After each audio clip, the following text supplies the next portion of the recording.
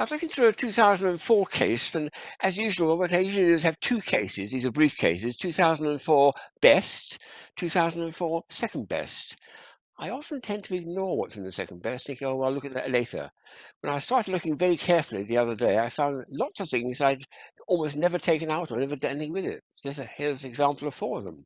They're absolutely charming. They're very brief, but they are fun. The first is a ketchup bottle, but it's a torch. Isn't that nice?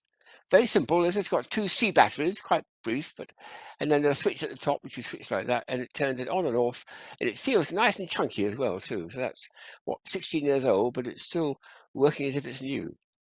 Another much more glamorous one is this one ballpoint pen. This is very, very pretty indeed. I'll see if I can get this to work properly. It's got little button batteries inside it. When you push it, there's LEDs here which shine through the plastic, lighting the whole thing up. There we are, it's starting to go now. It's green, red, orange, and it morphs between the two. And that light carries all the way down, a bit like fiber optic to the very bottom. And it makes, if I had this actually on I don't know whether I can do a pool of light on white paper, you actually get it coming out of the paper as if it's been projected. So a very, very pretty nighttime pen to write with, because it's glowing and giving a little light show while you're enjoying it. And it's a good quality biro or ballpoint pen as well. So I'm pleased with that.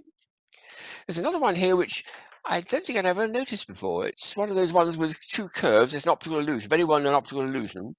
But it's got a thing on the back which I hadn't realised. At the moment it's set so that the green one is the bigger snake and that's the smaller one. Swap it round and as usual, that gets big and that gets small.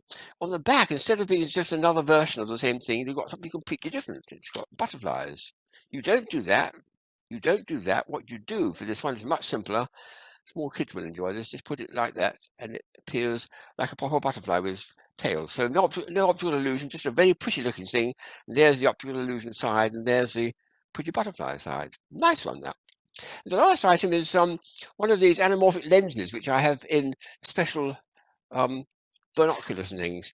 It's a lens which magnifies in one direction only and not in the other one. So if I bring this right up to the camera, for instance, you'll see me looking, well, fairly long in the very long, thin head, but turn it sideways and I get fatter and fatter. Look at that, a very round head.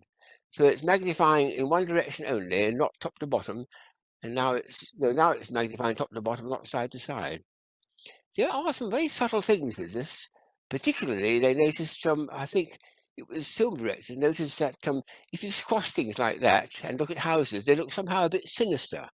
So one of the horror films, I think, it was The Mummy from the Tomb or something, they compressed the film by 10% to give it a sense of menace.